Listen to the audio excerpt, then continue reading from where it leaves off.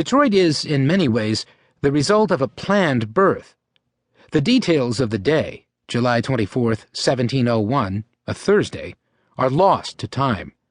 But it was the peak of summer, so it may well have been one of those sultry afternoons on the Great Lakes when the sky washes white with haze. Or maybe mugginess had settled in, with thunderheads billowing majestically on the updrafts. What is certain is that, given the personal drive of Antoine Lhomme de la Motte, Sieur de Cadillac, not even a drenching summer downpour would have kept him from beaching his canoe on the north bank of the Detroit River that day, the culmination of more than 2 years of lobbying and preparations. Cadillac, a magistrate's son from southwest France's mid-Pyrenees region, had been in the Americas since 1683, an officer in the French Navy with strong connections in the court of Louis XIV. Cadillac had made himself something of an expert on the geography of present-day New England and the Great Lakes. His knowledge won him an appointment in 1694 as commandant of the frontier fort at Michilimackinac, which gave him military authority over the trading post and lands surrounding the Straits of Mackinac, where Lakes Michigan and Huron come together at the 5-mile gap between Michigan's upper and lower peninsulas.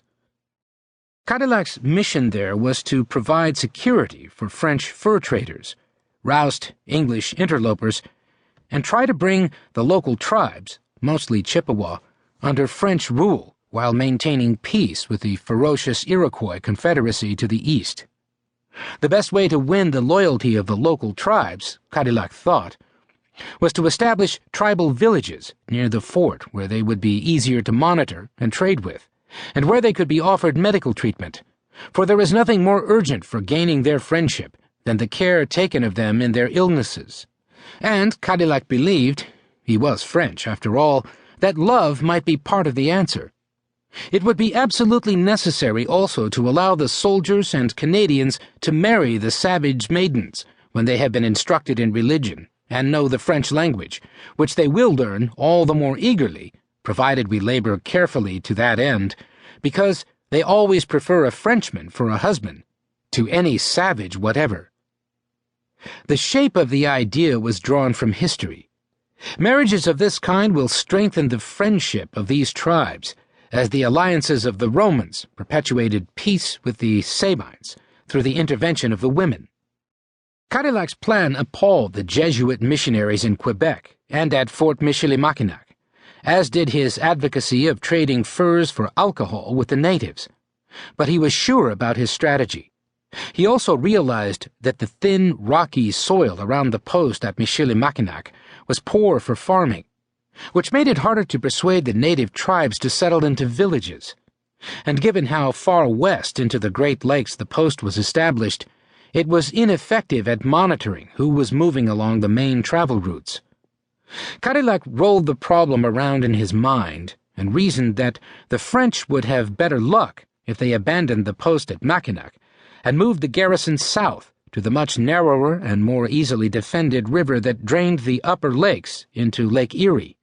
And he knew just the spot, a bend in the Narrows, where the river flowed temporarily from east to west, making the northern bank a perfect place to monitor traffic, control passage, and keep the British from moving in on French trade with the native tribes.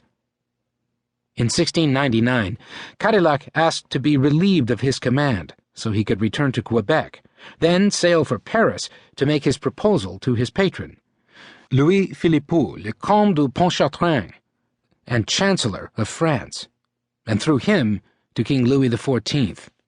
Both men saw the logic in Cadillac's plan, and over the bitter objections of the Jesuits, Louis XIV approved the new settlement.